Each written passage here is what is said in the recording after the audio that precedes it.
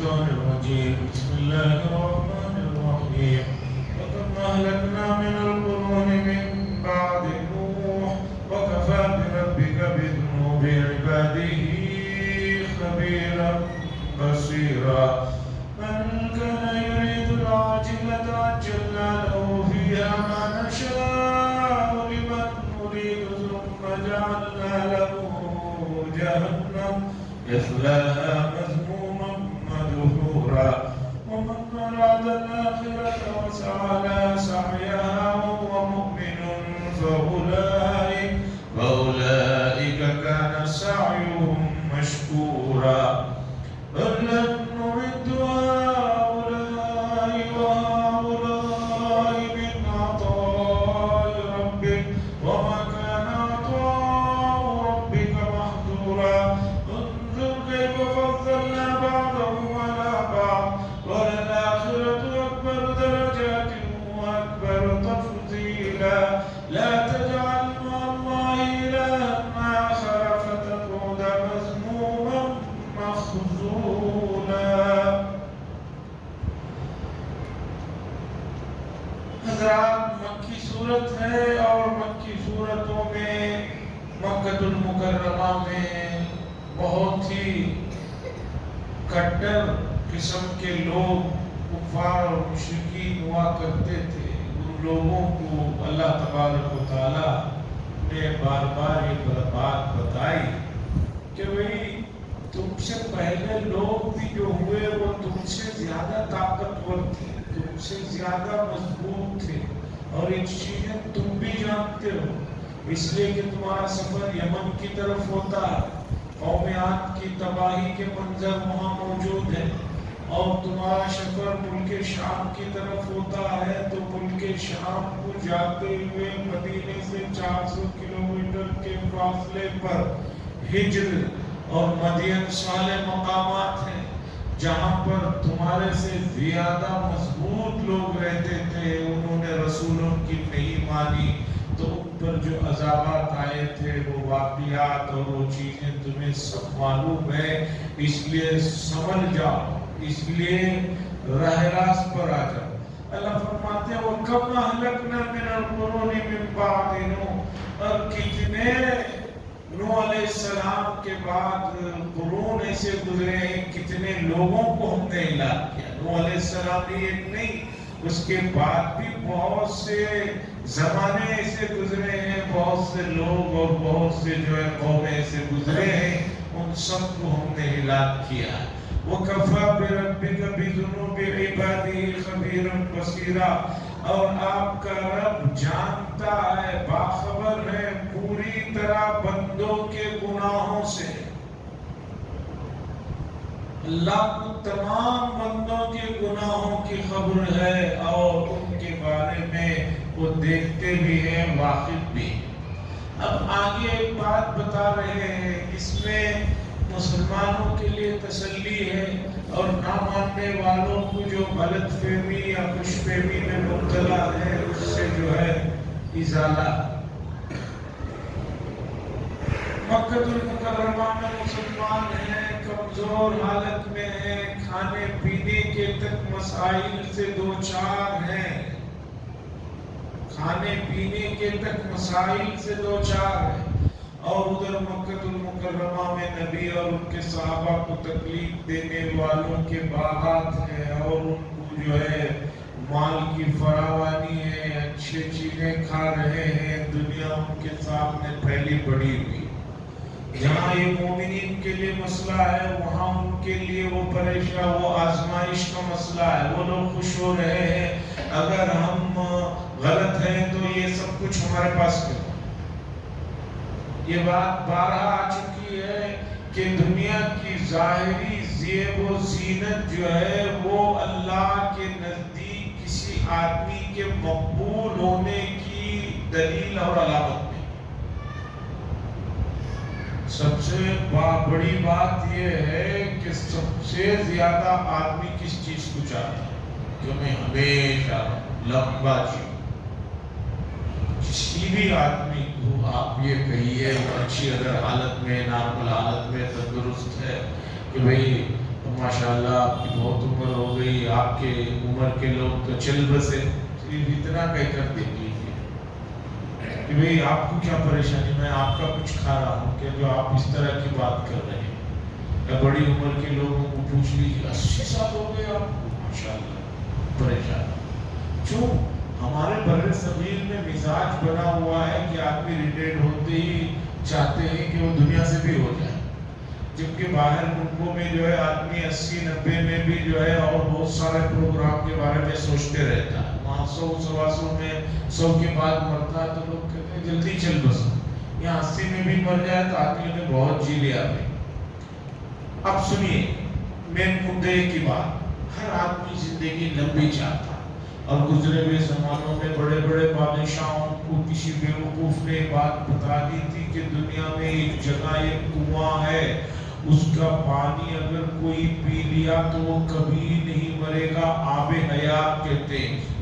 तो गुजरे हुए जमानों में बहुत से बादशाहों ने अपनी सल्तनतों का खजाना लुटा दिया, जाओ तलाश करो, पानी लाओ, हम पी लेना चाहते हैं और जो है हमेशा जिंदा रहना चाहते हैं। अब सुनिए, इब्लीस हजरत आदम अलैहिस्सलाम बल्कि उससे पहले का है। आदम अलैहिस्सलाम की तकलीफ तो उसके सामने हुई, तो उससे पहले का है, और क़यामत तक की उसके पास मोहलत है जिंदगी। और अब हमें नहीं मालूम क़यामत कब आने वाली है। 2012 में भी लोगों ने काफी हंगामा मचाया था कि आ जा रही है, कोई 22 में मचाया, और पता नहीं आगे चलकर कोई 50 में कह रहा, जब आएगी तब आएगी। ये तो तय है कुरान और हदीस के बकौल कि इब्लीस को क़यामत तक जिंदगी दी गई है। और कब से है? नामाकुल जो है आदम अलैहिस्सलाम की तख्लीक से भी पहले से है। और आदम अलैहिस्सलाम की पैदाइश और उसके बाद अब तक का जमाना, अगर तारीखी जो रिवायतें हैं उन सबको देखा जाए तो 12,000 साल तो बनते हैं, और क़यामत कब आएगी वो भी नहीं मालूम। अब मुझे बताइए, एक आदमी जो उम्र के लिए बहुत ख्वाहिश कर रहा है, बहुत कुछ कर रहा है, उसे ज्यादा से ज्यादा 100, 125, 150, 200 साल, अब मौजूदा जमाने में तो 100 साल सब दिए तो चला जा रहा है। अब इब्लीस को इतनी लंबी उम्र और इतनी कीमती शय दी गई है, तो क्या ये अल्लाह के नजदीक उसके मकबूल होने की दलील है? आप भी जानते हैं कि हर नेक काम से पहले आप औज़ बिल्लाह पढ़ते हैं, हत्ता के बरादरान वतन भी उसे गालियां देते रहते हैं। बरादरान वतन जो ईमान में नहीं है वो भी कोई गलती होता है तो कहते हैं कि भाई दैया कुटी दे से शैतान से ताबीर करते हैं। तो जब ये बात तय है कि इब्लीस की इतनी लंबी उम्र कोई मकबूलियत की अलामत नहीं है, तो दुनिया के ज़ाहिरी असबाब किसी के जो है मकबूल और अल्लाह के नजदीक पसंदीदा होने की अलामत नहीं है। ये बात अच्छी तरह ज़हन में रखिए, ये कुरान और हदीस में समझाया। मौजूदा जमाने में बहुत सारे लोग ज़ाहिरी चमक को देखकर जो है बहुत से धोखे में पड़े हैं, और मोमिनीन को भी इस पे तसल्ली दी जा रही है कि भाई इनको जो मक्के वालों को जो दिया गया है, क्यों दिया गया है, क्या उसके पीछे का राज है। सुनिए, अल्लाह फरमाते हैं मन कान युरीदुल आजिला, जो शख्स तुम्हें ये चाहता है कि दुनिया के फौरी फायदे उसे फौरी मिल जाए, अज्जलना लहू, तो हम उसे जल्दी दे देते हैं, जिसको चाहते हैं, जितना चाहते हैं उसे दुनिया ही में दे देते। ऐसा भी नहीं कि हर आदमी को, इसलिए कि आपने देखा होगा कि बहुत से जो गैर मुस्लिम भी हैं, बरादरान वतन के अलावा जो किसी भी मजहब को नहीं मानते, वो भी इसमें आपको बहुत मिलेंगे जो एक एक वक्त के खाने के फाके में। अल्लाह फरमा रहे, जो दुनिया के ज़ाहिरी फायदों को जल्दी चाहता है हम उसे देते हैं, जिसे चाहते हैं, जितना चाहते हैं दे देते हैं। हर एक को भी नहीं दे देते और सब कुछ भी नहीं दे देते। جسے چاہتے ہیں جتنا چاہتے ہیں دے دیتے ہیں. ثم جعلنا له جہنم، پھر ہم نے اس کے لیے جہنم کے لیے تیار کر رکھا ہے. یصلاها مذموما مدحورا، ہم اسے اس میں ذلیل و خوار کر کے داخل. تو پتہ چلا کہ دنیا اللہ تبارک و تعالیٰ جسے چاہتے ہیں جتنا چاہتے ہیں دے دیتے ہیں. یہ علامت یا دلیل یا علت نہیں ہے اس کے کامیاب ہونے کی. ومن اراد الآخرہ، اب آگے اللہ فرماتے ہیں ومن اراد الآخرہ، اور جو چاہتا ہے کہ اسے آخرت کا فائدہ ملے، آخرت کے کامیابیاں ملے، تو صرف چاہنے سے کچھ نہیں ہوتا. چاہنے سے کچھ نہیں ہوتا، صرف شیخ چلی کے خواب دیکھنے سے کچھ نہیں ہوتا. وَسَعَى لَهَا سَعْيَهَا، اور اس کے لیے اسی طرح کی محنت کرتا ہے جس طرح کی کرنی چاہیے. IPS بننے کا صرف خواب دیکھنے سے کوئی آدمی IPS نہیں بن جاتا. نیٹ کا ایگزام صرف سوچنے سے بات نہیں ہو جاتا، اس کے لیے ویسی محنت کرنا چاہیے جیسے کہ کرنا ہے. وَهُوَ مُؤْمِنٌ، اللہ فرما رہے ہیں آگے وہ محنت کرنے والا ایمان والا بھی ہو، ایمان کی حالت میں ہو. اگر کوئی آدمی ایمان کی حالت میں نہیں ہے تو وہ کتنے بھی نیک کام کر لے آخرت میں اسے کچھ فائدہ ملے گا نہیں ہے.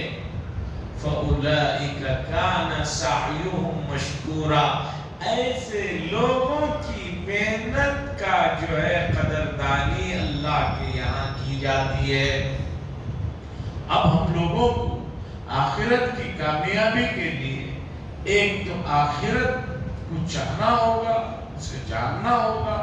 وَسَعَى لَهَا سَعْيَهَا، اور اس کے لیے ویسی ہی محنت کرنی ہوگی جیسے کرنے کا حکم ہے.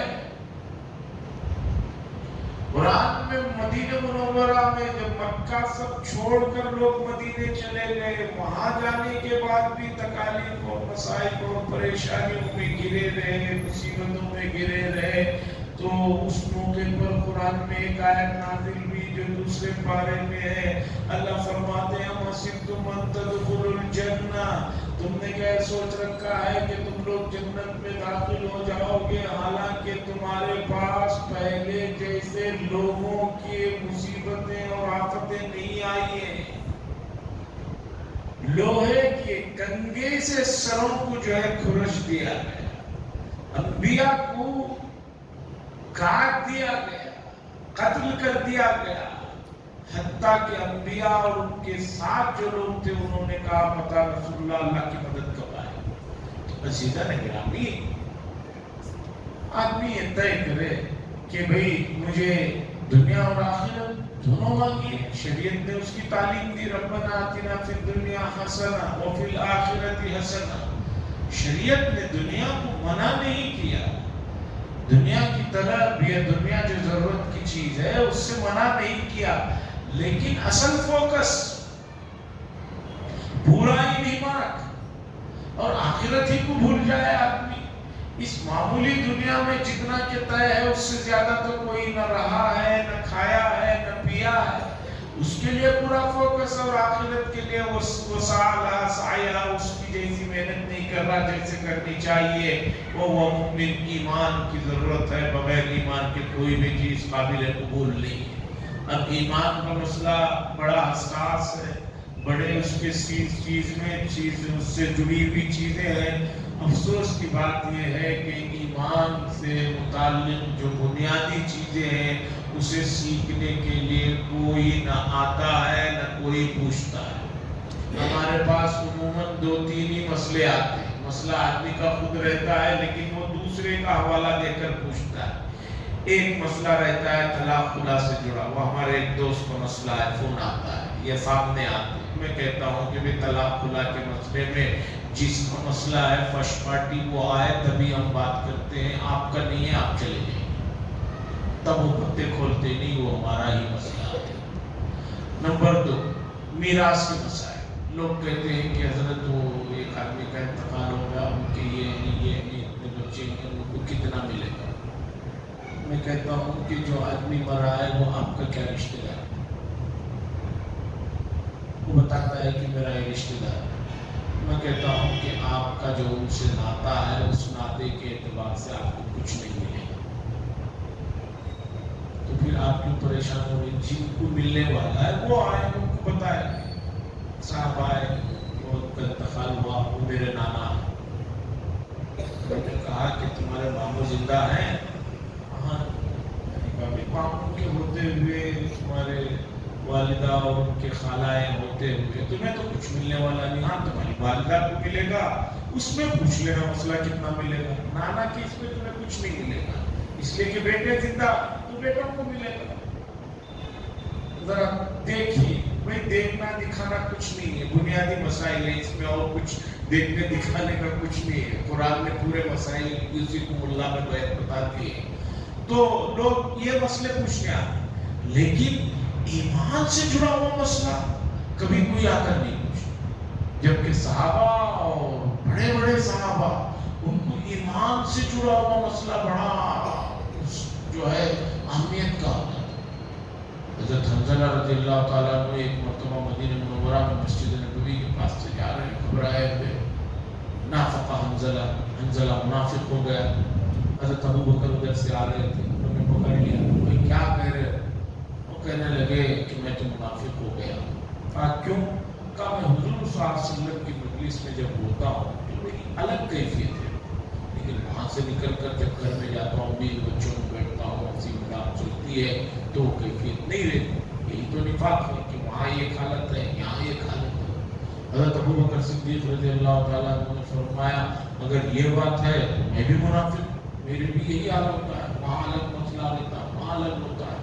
تو ان دونوں نے کہا چلو رسول اللہ صلی اللہ علیہ وسلم کی پھر گئے، حضور صلی اللہ علیہ وسلم نے دونوں کو بٹھا سنا، اس کے بعد کہا کہ بھئی وہ ایک کیفیت ہوتی ہے مجلس کی باہر آنے کے بعد، ایک کیفیت ہوتی ہے، جو کیفیت میری مجلس میں بیٹھنے کے وقت تم لوگوں کی ہوتی ہے، وہی کیفیت اگر باہر بھی تمہاری رہی تو فرشتے تم سے مصافحہ کرنا شروع کر دیں۔ وہ ایک حالت ہے، یہ ایک حالت۔ اس پورے قصے میں مجھے اتنا بتانا ہے کہ صحابہ کو اپنے ایمان کے سلسلے میں کتنا حساس مسئلہ ہے۔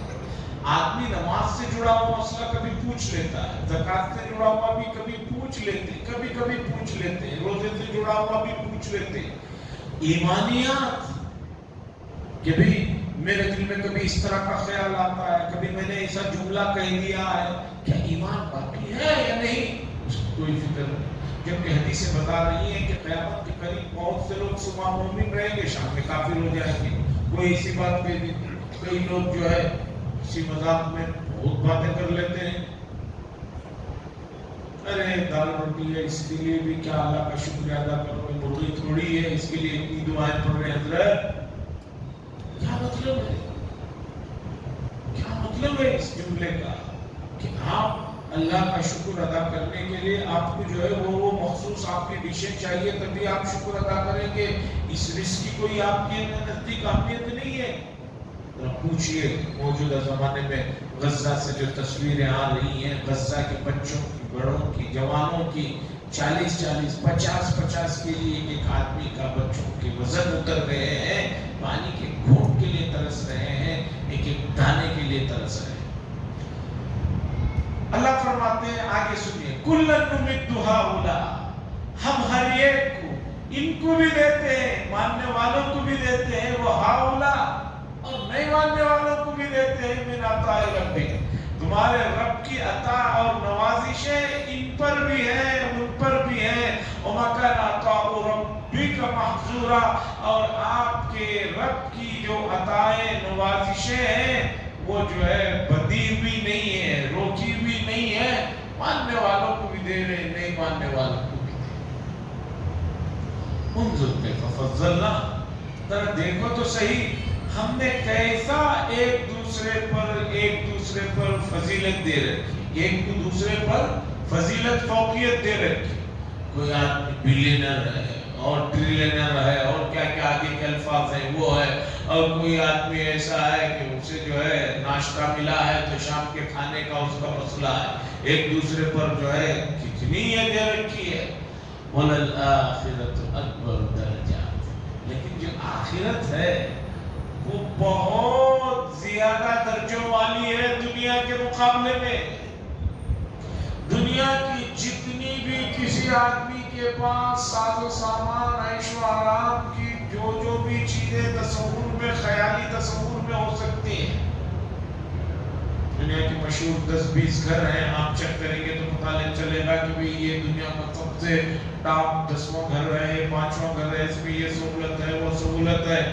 اللہ فرما رہے ہیں آخرت جو ہے درجوں کے اعتبار سے ان سب سے بڑی ہوئی ہے، وہ اکبر تفضیلا، اور بہت زیادہ فضیلتوں کے اعتبار سے جو ہے۔ تو اس لیے دنیا کے اس ساز و سامان کے لیے اپنے ایمان سے کسی طرح کا جو ہے سودا نہ کریں۔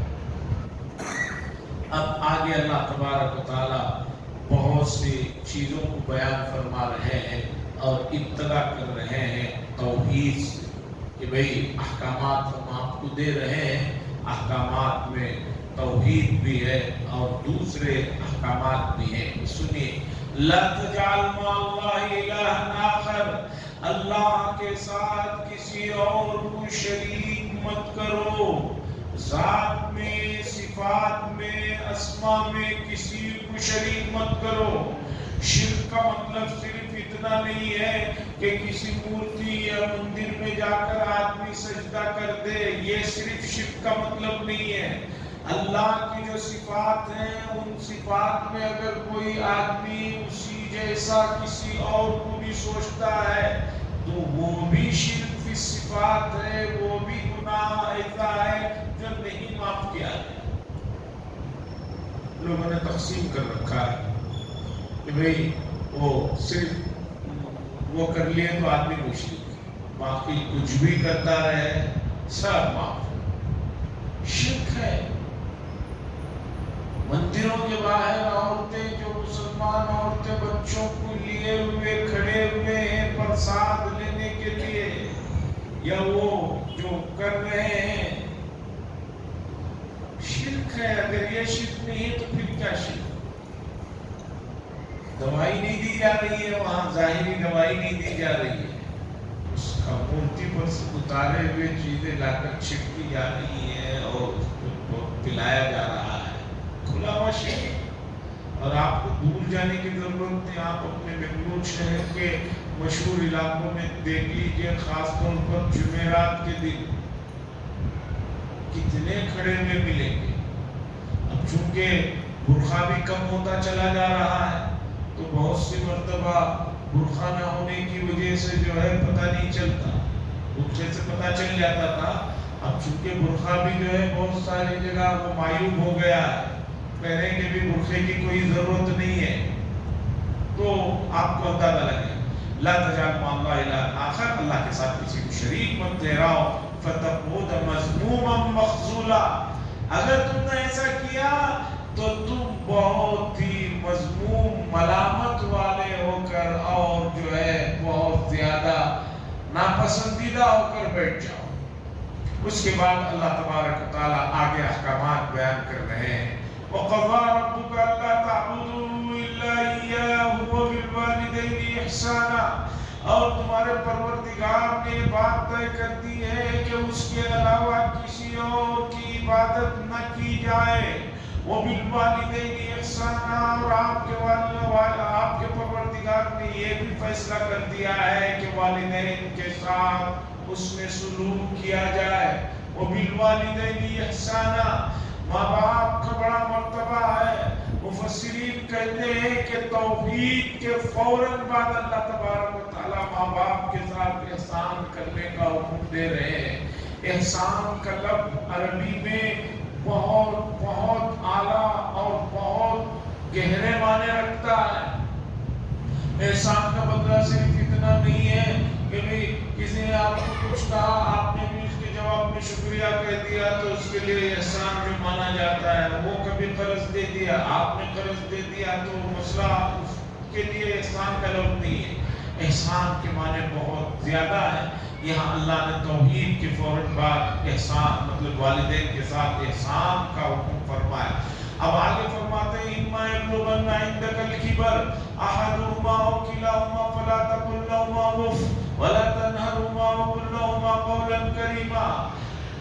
بہرحال اگر وہ لوگ بڑھاپے کو بڑی عمر کو پہنچ جائیں عندک الکبر تمہارے سامنے، ان دونوں میں سے دو یا ان میں سے کوئی ایک بھی اگر بڑی عمر کو پہنچ جائے فلا تقل لهما اف، تو ان کو اف تک نہ کہو،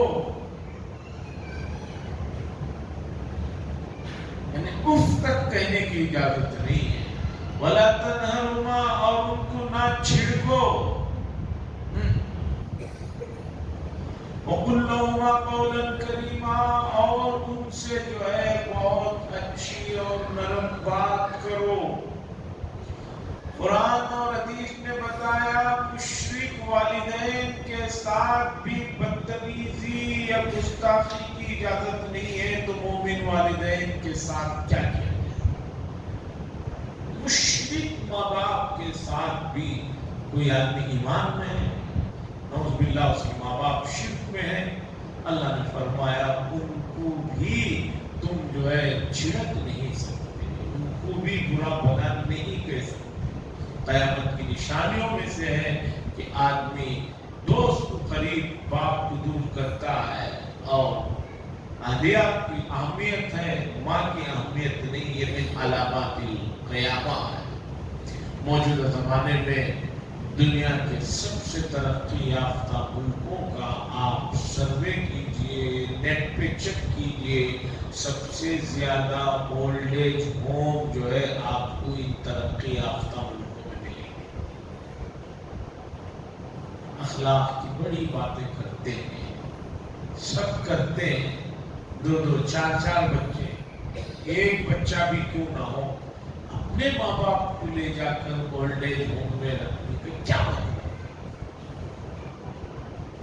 اور یہ بیماری یورپ اور امریکہ کی بیماری اب بر صغیر میں بھی آ گئی ہے، اور بر صغیر میں بھی ہمارے اپنے میٹرو سٹیوں میں، بڑے شہروں میں آ گئی ہے. اولڈ ایج ہوموں کا جو تھوڑے 2 4 5 کا میں نے کبھی جا کر معائنہ کیا، دیکھا تو وہاں پر جو لوگ رکے ہوئے ہیں وہ سب صاحب حیثیت لوگ ہیں. غریب، فقیر، مسکین بہت کم ملے، جو بھی رکے ہوئے ہیں وہ بہت حیثیت کے لوگ ہیں. بتائیے اب کوئی کہے کہ بھئی ہمارے پاس ان کے لیے وقت نہیں ہے، تو اس سے زیادہ بدبختی کیا ہو سکتی. بلکہ حدیث میں آتا ہے کہ آدمی ماں باپ کا انتقال ہو جائے اس کے بعد بھی ان کی ذمہ داریاں ہیں. حدیث نے بتایا کہ تمہارے ماں باپ کے جو قریبی رشتہ دار ہیں یا ان کے جو دوست ہیں ان کے ساتھ اچھا سلوک کرنا، یہ بھی جو ہے ماں باپ کی فرما برداری کا حصہ. رسول اللہ صلی اللہ علیہ وسلم مدینہ منورہ میں کبھی گھر میں اچھا سالن یا گوشت کہیں سے آ جاتا تھا تو رسول اللہ صلی اللہ علیہ وسلم حضرت خدیجہ الکبریٰ رضی اللہ تعالی عنہا کے جو سہیلیاں یا ان کے جو دوست اور ان کے جو رشتہ دار ہوتے تھے ان کے گھر میں بھجواتے تھے.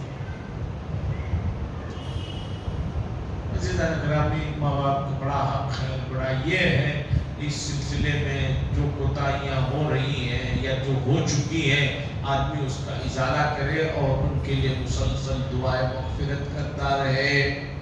اور نہیں کیا تو اسی دنیا میں اس کی اولاد اسے وہ صورتحال سے واقف کرا دے گی. وَلَا تَنْهَرُهُمَا، اور ان کو نہ چھڑکو، وَقُلْ لَهُمَا قَوْلًا كَرِيمًا، اور ان سے جب بھی بات کرو تو اچھی بات کرو. وَاخْفِضْ لَهُمَا جَنَاحَ الذُّلِّ، قرآن کی تعبیرات دیکھیے اور ان کے سامنے رحمت کے ساتھ، عاجزی کے ساتھ اپنے آپ کو پیش کرو. جناح کہتے ہیں پر کو، عربی میں جناح کہتے ہیں پر کو. اب یہاں پر تعبیر دی گئی جیسے پروں کو پرندے بچھاتے ہیں اپنے بچوں کے لیے، تو اللہ فرماتے ہیں ماں باپ کے سامنے اپنے آپ کو جو ہے بہت ہی عاجزی اور انکساری اور رحمت کے ساتھ جھکاؤ، اور جھکانے صرف کافی نہیں، وَقُلْ رَبِّ ارْحَمْهُمَا، اور اللہ سے یہ بھی کہو اے اللہ جیسے انہوں نے مجھ پر بچپن میں رحم کیا، آپ بھی ان پر رحم کا معاملہ فرما، دعائیں بھی کرو ان کے لیے۔ فیملی سسٹم ٹوٹ رہے ہیں، تباہ ہو رہے ہیں، جدید سہولتیں جو آئی ہیں آپ ان کا تو دیکھ رہے ہیں، شہروں کی لائف کی جو ہے چکا چوند زندگی تو دیکھ رہے ہیں، لیکن جو رشتے پامال ہو رہے ہیں لوگ اس کی طرف توجہ نہیں دے رہے۔ ماں باپ اپنا سب کچھ بچے کے لیے لٹا دے، لیکن بہت سے بچے ایسا کہتے ہیں بھئی انہوں نے جو کیا ان کا فرض تھا، ایک نیا جملہ سیکھ لیے، بھئی انہوں نے جو کیا ان کی ذمہ داری تھی، کیا اس میں ہم پر احسان کیا؟ تو آپ کو ذرا تھوڑا سا سروے کرنا پڑے گا، پتہ چلے گا کہ بہت سے ماں باپ اپنے بچے ایسے بھی ہیں کہ ان کے بچے کولی مزدوری کر رہے ہیں، وہ لا کر دے رہے ہیں، باپ گھر میں بیٹھ کر کھا رہا ہے۔ تمہارے ماں باپ نے تو ایسا نہیں کیا، انہوں نے جو ہے تمہیں پڑھایا لکھایا سب کچھ کیا۔ یہ سب چیزیں بہت سارے لوگوں کو یہ شکایت رہتی ہے کہ بھئی ماں باپ کے جو حقوق ہیں وہ کیوں نہیں بتاتے۔ ایک صاحب ملے اور کہنے لگے بھئی جس عالم کو دیکھو یہی کہتا ہے کہ ماں باپ کے حقوق ہیں، ماں باپ کے حقوق ہیں، بچوں کو سمجھاتے ہیں، ہمارے کیا حق ہے وہ کیوں نہیں بتاتے؟ انہوں نے کہا بھئی کیا تمہارا حق بتانا چاہیے یہ بھی بتاؤ۔ بھئی انہوں نے پیدا ہونے کے بعد میں نے ان سے پوچھا آپ کا نام کیا؟ انہوں نے جو نام بتایا میں نے کہا یہ تو بہت اچھا نام ہے، حدیث میں ہے کہ بہت اچھے نام رکھو، تو انہوں نے آپ کا اچھا نام رکھا۔ پھر اس کے بعد تم ہی کہہ رہے ہو کہ میں اتنا پڑھا ہوں، تم ہی کہہ رہے ہو کہ میں نے والد سے بزنس سیکھا۔ میں نے کہا اور کیا چاہیے تمہیں؟ نہیں وہ شادی کے بعد نا اتفاقی ہو گئی، اس کے بعد سے میرے والد جو ہے میرے سے بات نہیں کرتے۔ کہا بھائی نئی بات کرتے جاؤ، کون باپ ہے جو بچے سے کب تک خفا رہتا ہے، جاؤ پیر پکڑ لو۔ جب غیروں کے پیر پکڑ رہے ہیں چھوٹی چھوٹی کاموں کے لیے، چھوٹے چھوٹے مسئلوں کے لیے، تو ماں باپ کے پکڑ لیے تو کیا ہو؟ تو بہت سے لوگ یہ سمجھ رہے ہیں یہ جو چیزیں ہیں، یہ جو جدید زمانے میں نے جو سکھایا ہے یہ سائنس نے یہ سکھایا ہے، دنیا بہت بن گئی، اسی طرح ہم آئے ہیں تو اس میں کیا کمال، ہمارے ماں باپ ہمیں لائے ہیں تو کیا کمال، بلکہ ان کو فائدہ ہے ہمارے سے کہ ہم معاف کر۔ یہ جو سوچ ہے اس سے جو ہے معاشرے میں تعلقات مضبوط نہیں ہیں۔ حدیث میں یہ آیا ہے کہ حسن سلوک یہ نہیں ہے کہ کوئی آدمی آپ کو سلام کر رہا ہے تو آپ جواب دے رہے ہیں۔ حدیث نے بتایا ایک آدمی رشتہ توڑ رہا ہے تم اسے جوڑو، یہ ہے صلہ رحمی۔ بھئی اس نے آپ کو سلام کیا، آپ نے بھی سلام کر لیا، یہ تو برابر سرابر کا معاملہ ہوا، کبھی اس نے دعوت دے دی، کبھی آپ نے اسے چائے پلا دی، یہ برابر کا معاملہ۔ حدیث نے بتایا صلہ رحمی جس پر بہت زیادہ اجر و ثواب ہے، جس سے اللہ راضی ہوتے ہیں، وہ یہ ہے ایک آدمی آپ سے کٹ رہا ہے، ایک آدمی آپ سے دور ہو رہا ہے، لیکن آپ بڑھ کر اس کی طرف ہاتھ بڑھا رہے ہیں، بڑھ کر اس کی طرف سلام کر رہے ہیں۔ یہ ہے بھئی باپ ناراض ہے، ٹھیک ہے، آپ بڑھ کر ان سے معافی مانگیں۔ اور ہم باپ کو بھی یہی کہتے ہیں کہ بھی جہاں بچہ نافرمان ہو گیا، آپ نے پہلے بچپن میں 10 بار اسے معاف کیا، اب بھی معاف کر دو، بلاؤ، گلے سے لگا، یہ بھی تو ہے۔ لیکن موجودہ زمانہ جو ہے ہر چیز جو ہے سائنٹیفک انداز میں سوچ رہا ہے بھئی یہ ہو رہا ہے تو یہ ہو رہا ہے، یہ ہو رہا ہے تو یہ ہو رہا ہے، مجھے کیوں جھکنے کی کیا ضرورت ہے؟ ایسا رہے گا تو یہ ایک دنیا جو ہے بالکل جو ہے جانوروں سے بدتر جو ہے جگہ ہو جائے گی، پھر رشتے ناتے ختم ہو جائیں گے اور ختم ہو رہے ہیں۔ اللہ فرماتے ہیں وَقُلْ رَبِّ ارْحَمْهُمَا، اور تم یہ بھی اللہ سے کہو اے ہمارے رب ان دونوں پر رحم فرما۔ جیسے کہ انہوں نے بچپن میں مجھ پر رحم فرمایا. ربکم اعلم بما فی نفوسکم, تمہارا پروردگار بہت زیادہ جانتا ہے جو کچھ تمہارے دلوں میں ہے. بما فی نفوسکم, تمہارے جو دلوں میں ہے اسے تمہارا پروردگار خوب جانتا ہے. ان تکونوا صالحین فانہ کان للأوابین غفورا, اگر تم لوگ نیک بن جاؤ اور اس کی طرف متوجہ ہو جاؤ, مانگنے والے ہو جاؤ اور اس کی طرف رجوع کرنے والے ہو جاؤ, غفورا, تو بہت زیادہ درگزر کرنے والا. پتہ یہ چلا کسی کے حقوق میں غلطی ہو گئی, مایوس ہو کر بیٹھنے کی, اس سے بھی معافی مانگو اور اللہ کی طرف بھی رجوع کرو. اوابین غفورا, بہت زیادہ اس کی طرف رجوع کرو گے چونکہ وہ دلوں کی بات کو جانتا ہے, سب معلوم ہے, تو درگزر فرما دیں گے. اللہ سے دعا فرمائے اللہ تبارک و تعالیٰ حقوق العباد میں جو کمیاں, کوتاہیاں, غفلتیں امت مسلمہ سے ہو رہی ہیں اسے سمجھنے کی اور اس کا ازالہ کرنے کی اور اس میں آگے بڑھنے کی توفیق نصیب فرمائے. وآخر دعوانا الحمدللہ رب العالمین. اللهم صل على سيدنا ربنا آتنا في الدنيا حسنة وفي الآخرة حسنة وقنا عذاب النار. صلى الله تعالى وسلم على نبينا